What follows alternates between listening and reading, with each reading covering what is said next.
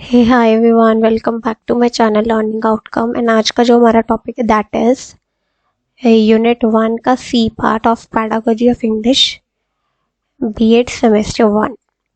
So all those students who are going to prepare for the pedagogy of English exam or those who have opted for the compulsory pedagogical subject that is English, so your one stop channel is learning outcome because मेरे पास भी BEd में pedagogy of English था and कुछ मेरी भी गलतियाँ रही examination के टाइम पे, मेरी कुछ बहुत ही अच्छी बातें रही एग्जामिनेशन के टाइम पे जिन्होंने मुझे स्कोर करने में बहुत हेल्प किया and that I will be letting you no.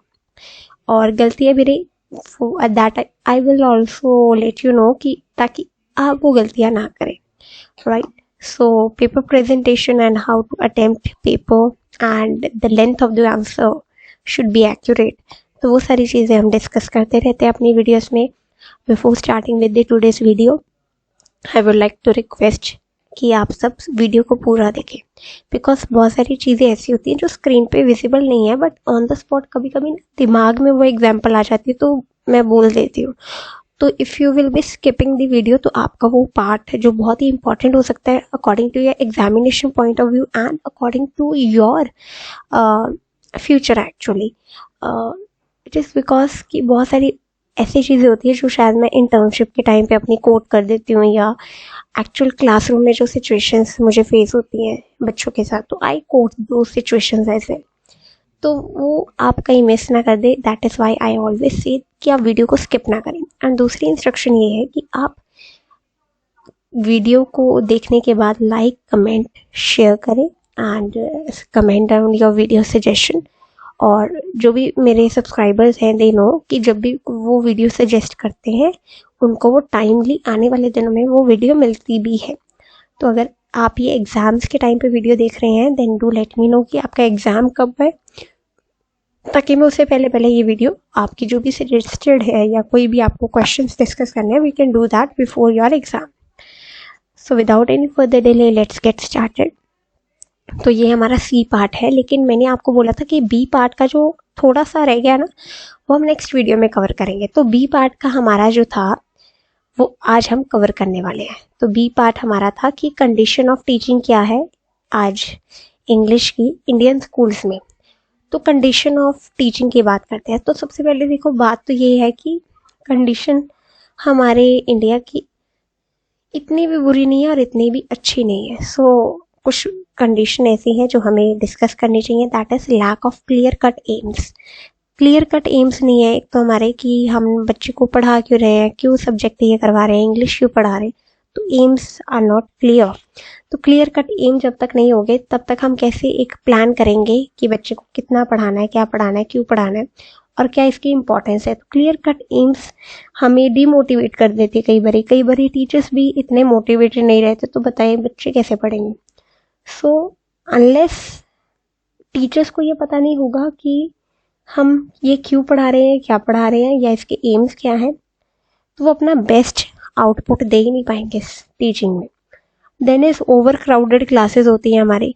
Over crowded क्योंकि पॉपुलेशन इतनी है तो ओवर क्राउडेड क्लासेस होती है तो हर एक बच्चे के ऊपर अटेंशन देना is not possible. Third is unhygienic physical condition. Unhygienic जैसे कि स्कूल्स में इंफ्रास्ट्रक्चर है तो वो साफ़ सफाई नहीं है, वॉशरूम्स क्लीन नहीं है, क्लासरूम्स में वेंटिलेशन नहीं है या लाइटिंग प्रॉपर नहीं है, तो अनहाइजीनिक फिजिकल कंडीशंस रहती हैं क्लासरूम्स में एंड जिसकी वजह से वेल वेंटिलेटेड ना हो या वेल लेट ना हो क्लासरूम तो सफोकेटिंग हो सकती है क्लासरूम में और बहुत सारे बच्चों को हेल्थ इश्यूज आ सकते हैं। तो that is condition, poor condition जो हमारे इंडियन कंटेक्स्ट में देखी जाती है। Then is lack of competent teachers. बहुत सारे टीचर्स हैं जो टीचर बन तो जाते हैं but they hardly have any knowledge about the subject, ठीक है। तो उनकी जो कमांड ओवर द सब्जेक्ट होती है, मास्टरी कहते हैं ना, teacher should be the master of the subject, तो ऐसा नहीं होता। हाँ, मान सकते कि फ्रेशर्स को धीरे धीरे समझ में आता कि how to handle the class या ये चीज़ों में थोड़ा थोड़ा सिलेबस में बदलाव आ गया तो ठीक है, फ्रेशर के टाइम पे थोड़ा थोड़ा होता है, लेकिन one should be having the zeal कि उसे लर्न करते जाना है, उसे सीखते जाना है और अपने आप को अपडेट करना है, ना कि स्टक रहना है। कुछ टीचर्स को पता होता है that they have a little knowledge, but वो अपना बेस्ट करने की भी कोशिश नहीं करेंगे या माइंडसेट नहीं लाएंगे, तो nothing can be improved in the Indian education. तो शुरू शुरू में फ्रेशर्स को नहीं आता है, ठीक है, बट वो एक अंदर से इच्छा होनी चाहिए कि ठीक है, नहीं आता है तो मैं सीखूंगी और मैं बेस्ट बनूंगी, so I should be the master of the subject. तो ये एक ज़ील होनी चाहिए। अगर ये नहीं है and there is lack of competent teachers, जो आज हम देख रहे हैं। Then is faulty teaching method होते हैं हमारे। फॉल्टी टीचिंग मेथड मतलब कि कोई ऐसे मेथड है जो बच्चों को सूट ही नहीं करते हैं या बच्चों के अप्रोप्रिएट नहीं है, तो वो फॉल्टी टीचिंग मेथड हम उसे काउंट करेंगे। Then is non availability of good textbook. बहुत अच्छी अच्छी टेक्स्ट बुक हमारे पास अवेलेबल नहीं है। हमारे बच्चों को बहुत ही नॉर्मल सी टेक्स्ट बुक अगर स्कूलों में हम प्रोवाइड कर रहे हैं, तो that is the poor condition of text book, ठीक है। उनके लेवल के अकॉर्डिंग टेक्स्ट बुक होनी चाहिए, उनको मेंटल लेवल और उनके लेवल के अकॉर्डिंग, मतलब मेंटल लेवल के अकॉर्डिंग वो बुक होनी चाहिए, जो बच्चों को उनका इंटरेस्ट क्रिएट करे, उनको एंगेज करके रखे टेक्स्ट बुक, उनको नया सीखने को मिले। हर बारी वो बोरिंग टेक्स्ट बुक, मोनोटनी नहीं होनी चाहिए। अच्छी टेक्स्ट बुक का मतलब बहुत सारी चीज़ें होती है, तो there should be good textbook to be available to the student. Then is inadequate teaching aids. Teaching aids ही प्रॉपर नहीं है। फॉर एग्जाम्पल लैंग्वेज लैब नहीं होते हैं कई स्कूलों में। देन इज प्रोजेक्टर नहीं है क्लासरूम में, या डिजिटल बोर्ड नहीं है, क्योंकि आजकल क्लासेस टेक्नोलॉजी ओरिएंटेड होनी चाहिए, तो वो नहीं है, तो that is inadequate teaching ads. Neglect of correction work. बहुत सारे टीचर्स चेकिंग को निगलेक्ट कर देते हैं, या चेकिंग को हम मायने नहीं रखते कि ये इंपॉर्टेंट है। चेकिंग का मतलब ये है कि बच्चों की नोटबुक चेकिंग बहुत ही अच्छे से होनी चाहिए, बिकॉज नोटबुक में अगर कोई गलती हुई वही बच्चा याद करेगा और वही पेपर में लिखेगा। So that is neglection of correction work, जो कि बहुत ही डेंजरस है फॉर स्टूडेंट्स। और वो जो नोटबुक में गलत होगा वही वो याद करेंगे, ठीक है। उनको नहीं पता, बिकॉज बच्चों को नहीं पता, उन्होंने बोर्ड से गलत लिख लिया, बट टीचर की रिस्पॉन्सिबिलिटी बनती है कि वो एक एक शब्द को ध्यान से पढ़े। हाँ, थोड़ी बहुत गलती रह सकती है, वो कोई इशू नहीं, लेकिन बहुत ही मेजर गलती आपने मिस आउट कर दी, तो that is a default on the part of the teacher. ये नहीं होना चाहिए। उनके बुक्स भी अगर आप चेक कर सके तो इट इज़ गुड, नहीं होती है तो बट बच्चों को ध्यान से क्लास में पढ़ाएं, तो ये बहुत इंपॉर्टेंट है। Then is faulty evaluation system. Evaluation system का मतलब ये होता है कि बच्चों की फेवरेटिज्म नहीं होनी चाहिए, कि बच्चा जो पढ़ता है, चाहे वो क्लास में प्रेजेंट है, नहीं आता है, लेकिन पेपर में बहुत अच्छा परफॉर्म करे, तो उसको नंबर मिलने चाहिए। कोई फेवरेटिज्म नहीं होनी चाहिए। कोई रिश्वत से बच्चों को पैसे नहीं रिश्वत लेके बच्चों को मार्क्स नहीं देने चाहिए। तो ये सारे फॉल्टी इवेल्युएशन सिस्टम आज भी एग्जिस्ट कहीं ना कहीं करते हैं, और ये नहीं होने चाहिए। Then is parental interference. Parental interference का मतलब ये होता है, सॉरी,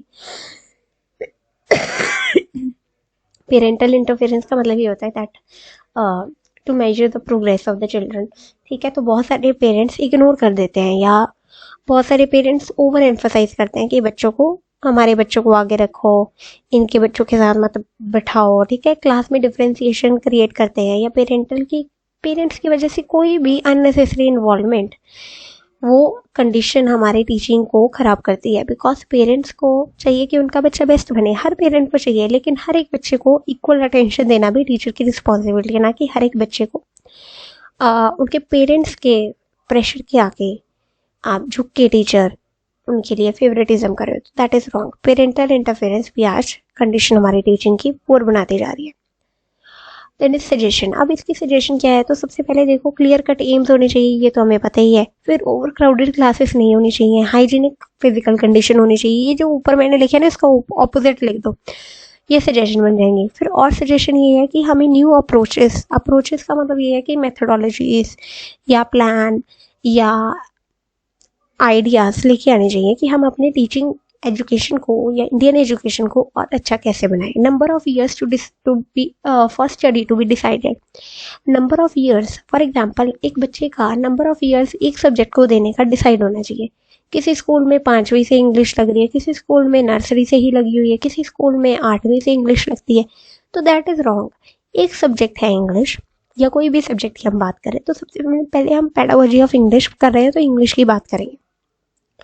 तो इंग्लिश अगर सब्जेक्ट है तो इसके नंबर ऑफ ईयर्स क्यों नहीं एक फिक्स होते ऑल ओवर द कंट्री। तो ये फिक्स होने चाहिए कि बच्चा कितने साल तक इंग्लिश पढ़ेगा और कब इसकी शुरुआत होगी कब इसकी एंड होगी। दैट इज +2 तक तो होनी चाहिए इंग्लिश, लेकिन शुरू कब होगी, नर्सरी से होगी, फर्स्ट से होगी, सेकेंड, थर्ड, कब होनी है, ये एक यूनिफॉर्मिटी आनी चाहिए इंडियन एजुकेशन में। केयरफुल प्लानिंग, प्लानिंग बहुत अच्छी होनी चाहिए कि क्या सिलेबस है ऑल ओवर द इंडिया, एक ही सिलेबस होना चाहिए और बच्चों की ग्रामेटिकल करेक्शन और ग्रामर कमांड या वोकेबलरी के ऊपर भी बहुत ही एम्फोसाइज करना चाहिए। ओवर क्राउडिंग को अवॉइड करना चाहिए, एडुकेट अटेंशन मिलना चाहिए हर एक बच्चे को। Use of supplementary reader, supplementary reader का मतलब है कि बच्चा क्लासरूम बुक्स या टेक्स्ट बुक या जो उसको प्रिस्क्राइब्ड टेक्स्ट बुक होती हैं बाय बोर्ड या जो भी उनका स्कूल है, उसके अलावा उनको और भी मटेरियल प्रोवाइड होना चाहिए। फॉर एग्जांपल लाइब्रेरी में से कुछ उनको इशू करनी चाहिए बुक्स, या उनको अवेलेबिलिटी होनी चाहिए लाइब्रेरी में बुक्स, या वो इशू करवा सके, उनको इतनी फ्रीडम होनी चाहिए। या क्लासरूम में ही कोई ऐसा बुक्स शेल्फ हो बच्चों के लिए कि अगर बच्चे फ्री हैं या फ्री पीरियड है तो रीड कर सके कोई भी नॉवल, कोई भी इंग्लिश सप्लीमेंट्री जो उनकी इंग्लिश को इन्हांस करे। Extent of vocabulary to be decided, कि बच्चा एक क्लास में कितने वोकैबुलरी न्यू वर्ड सीखेगा, तो ये डिसाइड होना चाहिए। एक्सपोजर टू स्पोकन इंग्लिश, बच्चों की हम रिटन, रीडिंग और राइटिंग इम्प्रूव करते रहते हैं लेकिन उनकी स्पोकन इंग्लिश कहीं ना कहीं रह जाती है, तो स्पोकन इंग्लिश पर भी हमें ध्यान देना चाहिए। फॉर एग्जांपल लैंग्वेज लैब लेके जाना चाहिए, उनकी डिबेट्स, डेक्लामेशन करवाने चाहिए। स्पोकन इंग्लिश के लिए कोई ना कोई एक्टिविटी करवाते रहना चाहिए। एडिक्वेट फंड्स, फंड्स को अच्छे से यूटिलाइज करना चाहिए। फॉर एग्जांपल लैंग्वेज लैब नहीं है तो बनवाओ, एक्टिविटी रूम नहीं है तो बनवाओ, और कोई मॉडल या प्रोजेक्टर्स, ये सारी चीज़ों पे फंड लगना चाहिए। बच्चों की एजुकेशन इम्प्रूव होनी चाहिए और वेल लाइटिंग होनी चाहिए बहुत प्रॉपर क्लासरूम में, वेंटिलेशन होनी चाहिए, ये चीज़ों पे फंड्स लगाना चाहिए। Central government to adopt a healthy policy in respect of English language, तो सेंट्रल गवर्नमेंट जो हमारी है इंडिया की, उनको भी थोड़ा इंग्लिश के लिए इंग्लिश सब्जेक्ट के लिए काम करना चाहिए। ठीक है, तो ये एक सजेशन है। अब वो काम कुछ भी तरह का हो सकता है, न्यू एजुकेशन पॉलिसी में इंग्लिश को थोड़ा एम्फोसाइज किया जाए या बाकी लैंग्वेजेस के अकॉर्डिंग से, बाकी सब्जेक्ट्स के अकॉर्डिंग से इम्पोर्टेंस देनी चाहिए। तो ये हो गया हमारा बी पार्ट कवर। अब स्टार्ट करने वाले सी पार्ट। सी पार्ट हमारा क्या है, हम रीड करते हैं। C part is about different methods and approaches of teaching English in schools, grammar translation, direct structural and communication approach. तो मैं सोचती हूँ इसको हम अगली वीडियो में ही कवर कर लेते हैं, बिकॉज 12 मिनट्स तो हो ही गए, 13 मिनट्स। ठीक है, तो आज हम बी पार्ट को हम कवर कर चुके हैं। इसके साथ अगली वीडियो जो आएगी वो सी पार्ट के लिए आएगी। ठीक है, तो बी पार्ट हमारा कवर हो चुका है। इसको मैं आपको लिख दूंगी पार्ट बी का सेकंड वीडियो है ये, और आपको पता चल जाएगा कि ये सजेशन एंड कंडीशंस के ऊपर है। सो नेक्स्ट वीडियो आएगी आपके सी पार्ट के ऊपर, जो कि बहुत ही डिटेल्ड है। सी पार्ट इसलिए कवर नहीं कर रही बिकॉज वो बहुत ही इंपॉर्टेंट और बहुत ही डिटेल्ड है और बहुत ही important part of your syllabus है। तो ये हम अगले वीडियो में अच्छे से कवर करेंगे। So if you like the video और explanation then don't forget to hit like, comment and subscribe and share the video, comment down your suggestions, and we will see you in the next video. Till then, take care.